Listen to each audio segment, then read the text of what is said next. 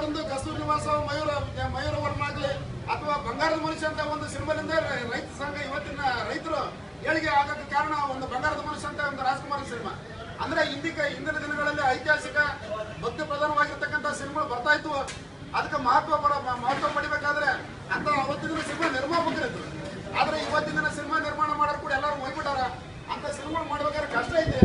ಇಂಥ ಒಂದು ಕಷ್ಟ ಕಾಲದಲ್ಲೂ ಸಹ ಇವತ್ತಿನ ದಿನ ಅವರು ರಾಜ್ಕುಮಾರ್ ಅವರ ಸಹಪಾಠಿಗಳಾಗಿರ್ತಕ್ಕಂಥ ಉದಯ್ ಕುಮಾರ್ ಅವರ ಮೊಮ್ಮಗಳು ಮತ್ತು ಅಳಿಯ ಅವ್ರ ಮನಸ್ಸಿನಲ್ಲಿ ಏನು ದೇವರ ಪ್ರೇರೇಪಣೆ ಮಾಡಿದ ಪುಟ್ಟರಾಜ್ ಅಜ್ಜರು ಅವ್ರೊಂಬರಲ್ಲಿ ದರ್ಶನಕ್ಕೆ ಹೋದಾಗ ಅವ್ರ ಮನಸ್ಸಿನಲ್ಲಿ ಮೂಡೈತೆ.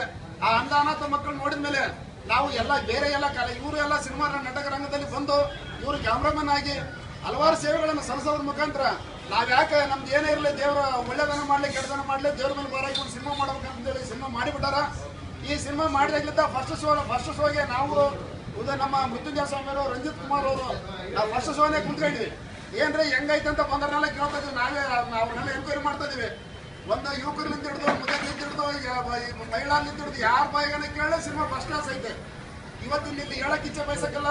ನಿನ್ನೆ ನಾವು ಫೋನ್ ಮಾಡ್ತಾ ಇದ್ವಿ ಮಾಧ್ಯಮದವ್ರು ಹೇಳ್ತಿದಾರೆ, ಗೌಡ್ರೆ ನಮ್ಮನೆಗೆ ಹೆಣ್ಮಕ್ಳು ಕೂತಾಡ್ತಾರೆ ನಮಗೆ ಸಿನಿಮಾ ತೋರಿಸಿಲ್ಲ ಅಂತಂದ್ರು. ಅಂದ್ರೆ ಅಷ್ಟು ಒಂದು ಚಲೋ ಫಸ್ಟ್ ಕ್ಲಾಸ್ ಆಗಿ ಇವತ್ತಿನ ವಿಜಯ ರಾಜ್ಕುಮಾರ್ ಏನಿದ್ದಾರೆ ಅವ್ರ ವಯಸ್ಸು ಕೇವಲ 35ರಿಂದ 40 ವರ್ಷ ಆಗಿರ್ಬೋದು. ಆದ್ರೆ 97 ವರ್ಷದ ಪುಟ್ಟರಾಜ್ ಅಜ್ಜರ ಪಾತ್ರ ಇವತ್ತಿನ ದಿನ ಅದು ಮಾಡೇನಂದ್ರೆ ಆ ಪಾತ್ರಕ್ಕೆ ಅದು ಮಾಡಕ್ ಸಾಧ್ಯನೇ ಇಲ್ಲ. ಅದಕ್ಕೆ ಪುಟ್ಟರಾಜ್ ಅಜ್ಜರ್ ಅವರು ಪರಕಾಯ ಪ್ರವೇಶ ಆಗಿರತಕ್ಕಂಥ ಮಾತನ್ನ ನಾವಿಲ್ಲಿ ಬೇರೆ ಡಾಂಬಿಕವಾಗಿ ಹೇಳಕ್ಕಿಲ್ಲ. ನೀವು ಸಿನಿಮಾ ನೋಡಿದ್ಮೇಲೆ ಖಂಡಿತ ಒಪ್ಪಿ ಅಂತ.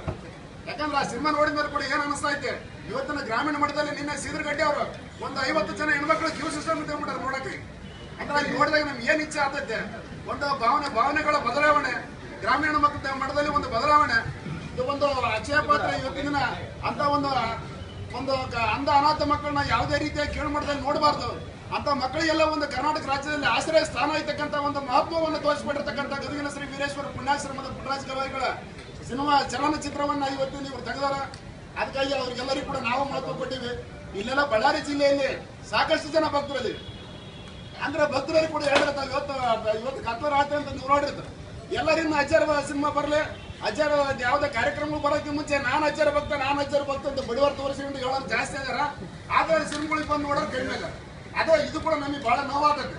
ಅದಕ್ಕೆ ಇದನ್ನೆಲ್ಲ ಬದಿಗೊತ್ತಿ ಎಲ್ಲರೂ ನಿಮ್ಗೆ ಏನೋ ಭಕ್ತಿ ಆಯ್ತಂದ್ರೆ ಆ ಭಕ್ತಿ ಭಾವನೆ ಮೇಲೆ ಪ್ರತಿಯೊಬ್ಬ ಗ್ರಾಮೀಣ ಮಟ್ಟದಲ್ಲಿ ಹಿಡಿದು ಪಟ್ಟಣವಾಸಿಗಳೆಲ್ಲರೂ ಕೂಡ ಬಂದು ಆ ಗುರುವಿನ ಸೇವೆ ಸಲ್ಲಿಸಬೇಕಾದ್ರೆ ಆ ಚಿತ್ರ ನೋಡೋದ್ರ ಮುಖಾಂತರ ಗುರುವಿನ ಸೇವೆ ಸಲ್ಲಿಸಬೇಕಂತ ಹೇಳಿ ನಾನು 4 ಮಾತು ಮುಗಿಸ್ತೇನೆ.